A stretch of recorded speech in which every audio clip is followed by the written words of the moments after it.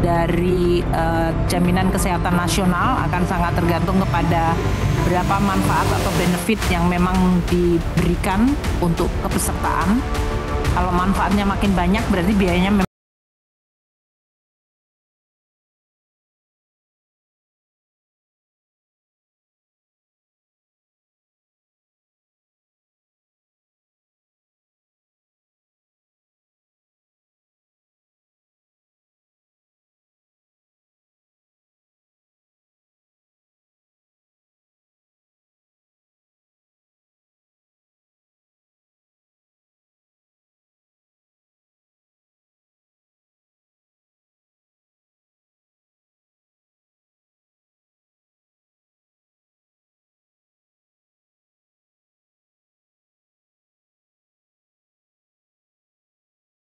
narasumber. Saya ingin menyapa dulu yang bergabung lewat sambungan telekonferensi, juru bicara dari Kantor Komunikasi Kepresidenan, Dede Prayudi atau yang akrab dipanggil Mas Uki. Mas Uki, selamat malam. Selamat malam, Bang Leo. Selamat malam penonton Top Ekonomi. Ya. Terima kasih sudah disempatkan walaupun informasinya dalam kondisi yang masih pemulihan ya. Dan saya akan menyapa juga di studio Metro TV pemirsa ada dua orang narasumber. Yang pertama adalah Ketua Kompartemen Pembiayaan dan Jaminan Kesehatan dari Persatuan Rumah Sakit Seluruh Indonesia atau PERSI, Kalsum Komaryani. Bu Yani, selamat malam. Selamat malam, Pak Leo. Terima kasih sudah hadir. Dan juga telah hadir bersama kita Koordinator Advokasi BPJS Watch, Timbul Siregar. Bang Timbul, selamat malam. Selamat malam, Bang Leo. Terima kasih sudah hadir. Bu Yani. Iya, saya ingin bertanya dulu ke Mas Uki. Ini Mas Uki dan pemirsa, kami sebelumnya telah berusaha mengundang Direktur Utama BPJS Kesehatan, Pak Ali Gufron, dan juga Direktur Jenderal Anggaran Kementerian Keuangan, Pak Luki Alfirman, tetapi berhalangan hadir. Makanya saya ingin bertanya ke Mas Uki, ingin memastikan saja yang benar itu untuk tahun depan iuran BPJS Kesehatan itu akan naik atau tidak naik, Mas Uki? Ya, langsung juga saya jawab ya. Tidak ada kenaikan iuran JKN yang langsung dikenakan kepada masyarakat. Sekali lagi, tidak ada kenaikan iuran JKN yang langsung dikenakan kepada masyarakat. Adapun kenaikan ya itu dikenakan kepada penerima bantuan iuran ya dan juga subsidi sebagian dari PU Mandiri ya, terutama yang di kelas 3, dan kenaikan tersebut memang selama ini, mohon maaf, dan pembiayaan dari kelompok-kelompok tersebut memang selama ini sudah dibiayai oleh APBN. Jadi masyarakat yang membayar iuran secara mandiri tidak ada kenaikan. Demikian, Bang Leo. Jadi iuran peserta tadi tidak naik, Mas Uki, tapi yang naik di anggaran rancangan anggaran pendapatan belanja negara 2026 itu apanya ya? Kalau kita lihat kan angkanya untuk jaminan kesehatan nasionalnya naik ya, Mas Uki ya? Ya, betul. Jadi sebagian besar kenaikan ini adalah untuk utilisasi maupun perbaikan tarif layanan kesehatan. Ya, jadi kenaikan ini memang diperlukan dikarenakan memang semakin tahun itu biaya klaim itu semakin meningkat. Dan kita itu sebetulnya punya bottleneck di sisi yang lain ya. Peserta mandiri ini kan banyak yang katakanlah di sini peserta yang nonaktif. Itu satu ya, soal kepatuhan iuran. Lalu yang kedua juga kita berbicara soal inclusion error dan exclusion error. Jadi baru 2025 ini kita memakai sebuah data yang menggunakan terobosan baru yaitu DTSEN ya untuk menghindari inclusion dan exclusion error. Nah, inclusion error ini yang sebenarnya menyebabkan pembengkakan biaya. Apa ini inclusion error? Inclusion error ini adalah nama-nama yang seharusnya tidak menerima bantuan iuran itu dia menerima bantuan iuran. Begitu. Dan exclusion error adalah nama-nama yang seharusnya menerima tapi nyatanya dia tidak menerima. Kalau misalnya kita pernah dengar ya beberapa bulan lalu ada pemberitaan tentang penerima bantuan iuran itu namanya dicoret gitu. Ini adalah hasil dari pendataan ulang ya dari DTSN yang melakukan 3 tahap. Yang pertama dia mensinkronisasi data sosial ekonomi dari seluruh kementerian yang selama ini berbeda-beda ya. Lalu kemudian mereka melakukan validasi dan terakhir mereka melakukan ground checking yaitu disebut verifikasi. Dan bedanya dengan data yang lama itu kan DTKS ya, data tunggal kesejahteraan sosial. Kalau DTKS pertama dia dilakukan atau pencacahannya itu dilakukan oleh tokoh lokal dan ini melahirkan bias-bias kekerabatan. Artinya tokoh lokal ini bisa saja mendahulukan orang-orang yang dikenalnya dulu dan lain-lain. Dan ini kerap terjadi sehingga kita lihat punya mobil, punya motor 3, tapi tidak tepat ya, Mas dia Uki menerima bantuan untuk rakyat miskin. Misalnya itu ya. Ya. Mas Uki, ini kenapa kita bertanya untuk memastikan naik apa tidak? Gimana? Karena yang kita tahu itu... Tersambung? Halo? Halo, tersambung Mas Uki. Bisa dengar suara saya ya? Oke, lanjut. Gimana? Oke. Ya, dengar. Yang kita ingin tahu, sempat dibahas sebetulnya di dalam nota pengantar era APBN juga ada dan sempat dibahas dengan Banggar tentang kenaikan iuran, tapi kemudian menjadi diputuskan tidak naik. Ini penyebabnya apa? Bukan. Jadi begini, penerima bantuan iuran itu di dalam catatan keuangan negara itu juga merupakan pembayar iuran ke BPJS, ke Badan Penyelenggara. Yang PBI ya. Hanya saja source ya of the money, hanya saja sumber uangnya itu bukan dari penerima manfaat atau peserta. Sumber uangnya itu dari APBN. Nah, keperluan kita supaya BPJS kita ini keuangannya sehat ya, supaya BPJS kita ini dapat dikatakan survive bisa sustain gitu ya. Maka memang harus ada iuran yang dinaikkan. Tapi kemudian kami tidak ingin ya, pemerintah tidak ingin kenaikan ini membebani warga, membebani masyarakat, membebani rakyat yang selama ini membayar iuran.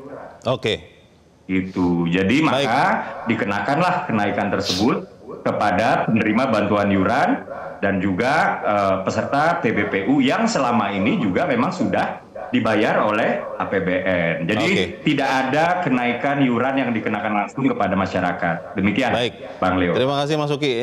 Saya ingin ke Bu Yani dulu. Bu Yani, sudah dipastikan ini kantor komunikasi kepresidenan Mas Uki mengatakan iuran tidak naik. Kalau bicara kondisi rumah sakit sekarang yang menjadi peserta BPJS, itu seberapa urgent tambahan dana itu harus disegerakan? Kalau sekarang kan negara yang mengambil alih karena anggaran JKN yang dinaikkan. Itu seberapa berbahayanya Bu kalau kemudian tidak ada yang naik untuk rumah sakit? Iya, tadi saya mendengar sih ada kenaikan ya untuk iuran JKN khususnya untuk PBI dan PBPU yang disubsidi ya. Betul. Nah, implikasinya ke rumah sakit, yang pertama pastinya kami rumah sakit menyambut baik ya dan apresiasi atas kebijakan dari pemerintah ini. Dan yang keduanya kenaikan iuran ini tentunya diharapkan juga bisa memperbaiki tarif yang berlaku dibayarkan kepada rumah sakit oleh BPJS ya. Karena sepanjang 12 tahun lebih penyelenggaraan JKN baru 2 kali dilakukan kenaikan tarif ya. Untuk rumah sakit sendiri kenaikan tarif tentu sangat bermanfaat ya, karena pelayanan kesehatan yang dilaksanakan dalam program JKN diberikan kepada peserta JKN ini tentunya membutuhkan resource yang dikeluarkan oleh rumah sakit ya. Lalu rumah sakit nanti akan mendapatkan pembayaran dari BPJS. Tapi Bu, ini yang naik tidak semuanya loh Bu. Ini kan tadi dikatakan bahwa tahun depan hanya PBI dan tadi yang PBPU ya.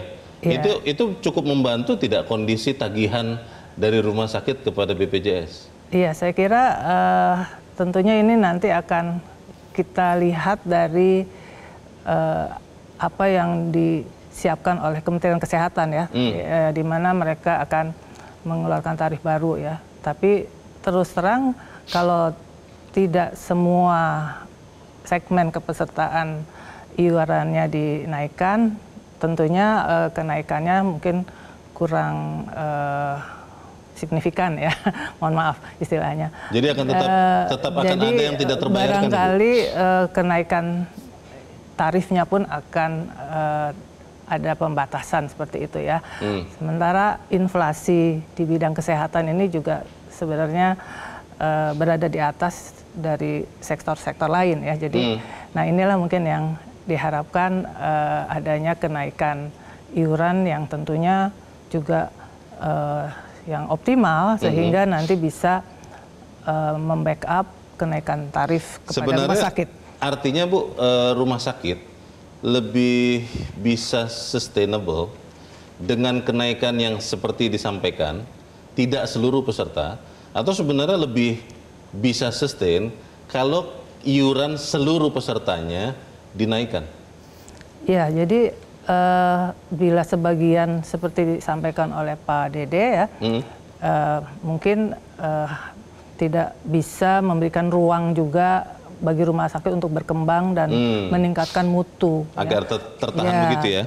Jadi rumah sakit ini memang dituntut untuk memberikan pelayanan sesuai dengan standar ya, dan sesuai menjaga mutu layanan serta keselamatan pasien. Nah ini ruang-ruang untuk peningkatan mutu, juga untuk pengembangan ini barangkali juga kurang terakomodir barangkali.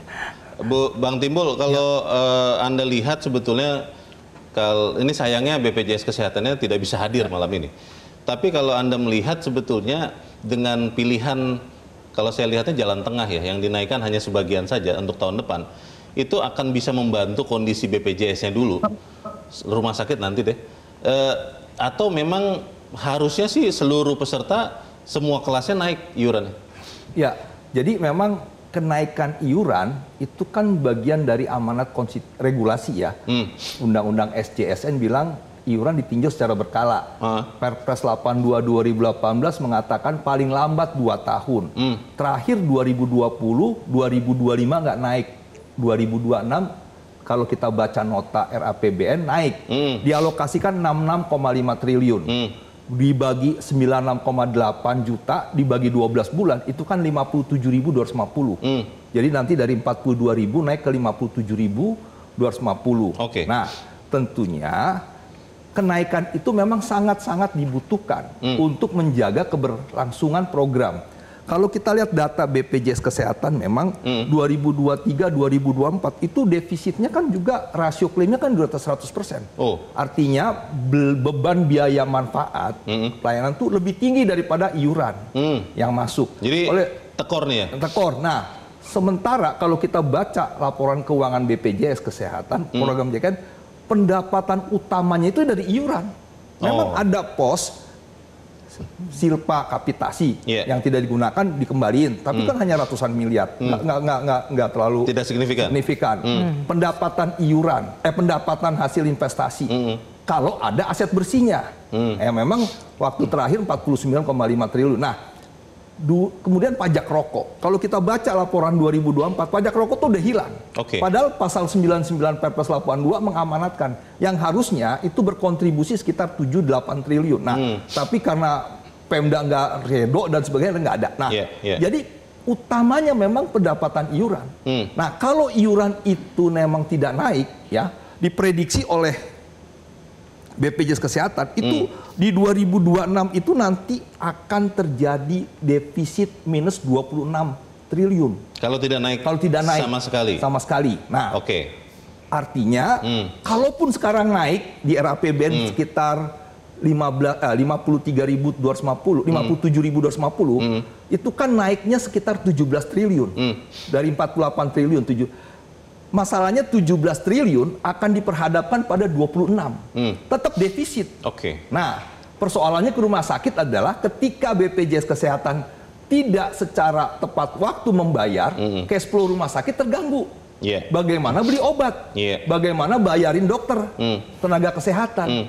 Nah, ujung-ujungnya ya pelayanan terganggu kepada peserta. Dengan yang sekarang diputuskan, tadi Mas Uki mengatakan Bang Timbul bahwa PBI naik, PBPU juga naik, itu akan bisa membantu nggak mengurangi defisit yang diperkirakan itu nggak untuk tahun depan? Ya, tadi kalau kita baca nota kan, 66,5 itu untuk PBI-nya, 2,5-nya itu untuk subsidi BPU, ya. Nah, kalau saya perhatikan kan begini harusnya. Jadi kalau nanti ditetapkannya iuran 57.250, subsidinya hanya 4.200, 2 triliun, 2,5 triliun bagi 49 juta orang bagi 12 itu kan 4.200 subsidi per orang. Subsidinya per orang. Yang sekarang tuh 7.000.